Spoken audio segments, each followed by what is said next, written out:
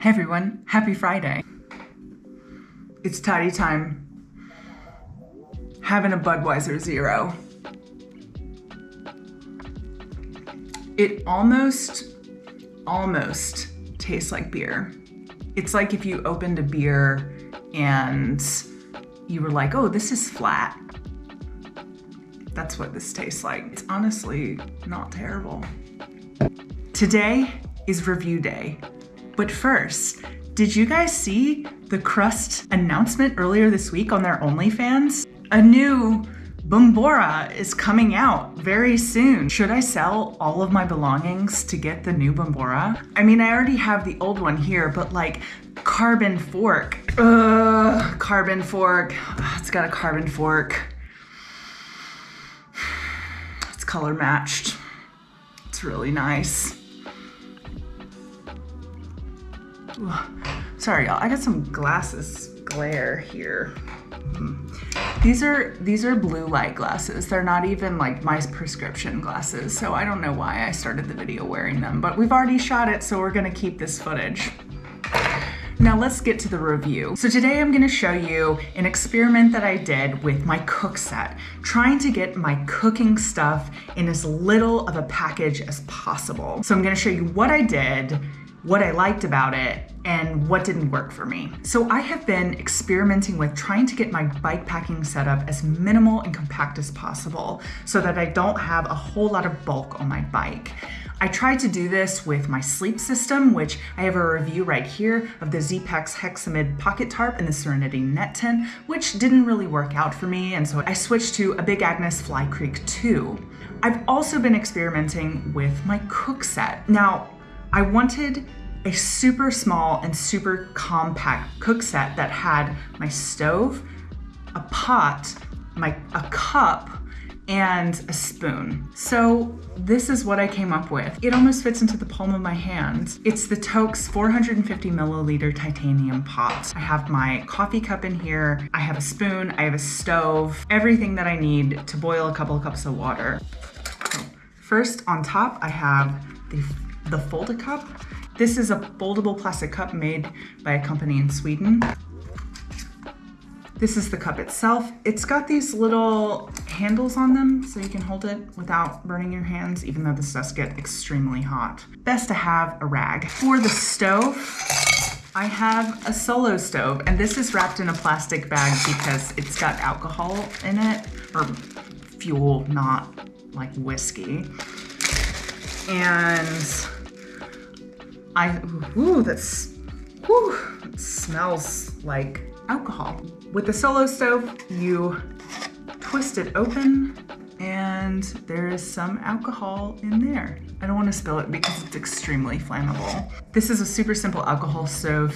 It burns relatively efficiently. In order to hold the pot on the stove, I also keep a pair of ever new pot holders. It sits very conveniently on top of the Solo stove like this. There we go. Ooh, this smells like alcohol. Ooh, I'm gonna close this back up. I keep this in a plastic bag because it spilled once when I fell riding my bike, so that's not good.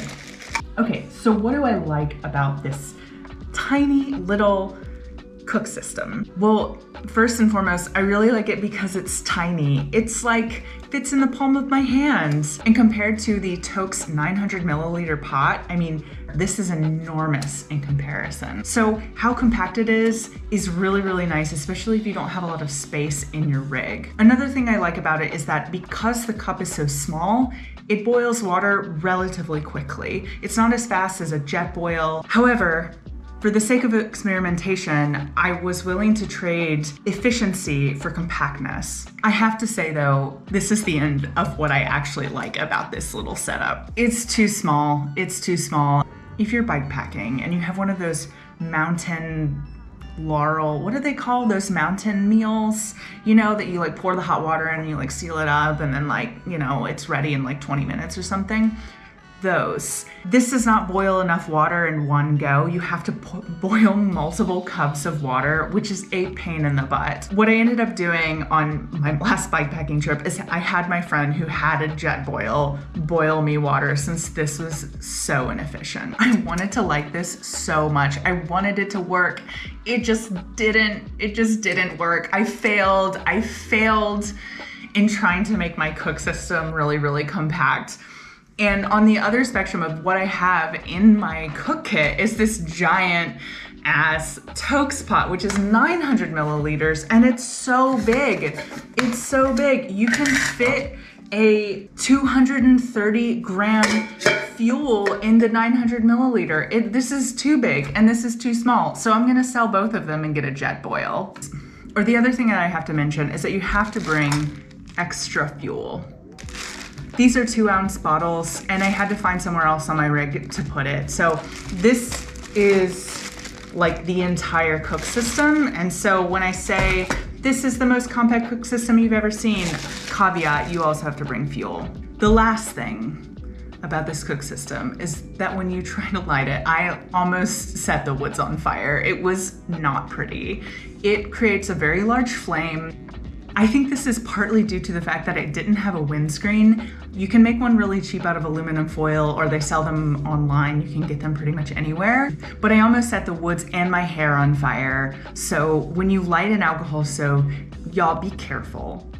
So that's it. That's my short review for today. It's fine. I'm gonna continue experimenting. Some things work and some things don't. As I am getting more and more experience with bikepacking, I'm learning that there's a certain kind of minimalism that I'm really comfortable with, and there's a threshold that I'm not willing to cross to be uncomfortable for the sake of being ultralight. So still trying to figure that out, but I think this was a noble experiment. I hope this was helpful to you guys, and I would love to hear in the comments about your ultralight cook kits and your cook setups. I appreciate you guys watching, and I'll see you next time.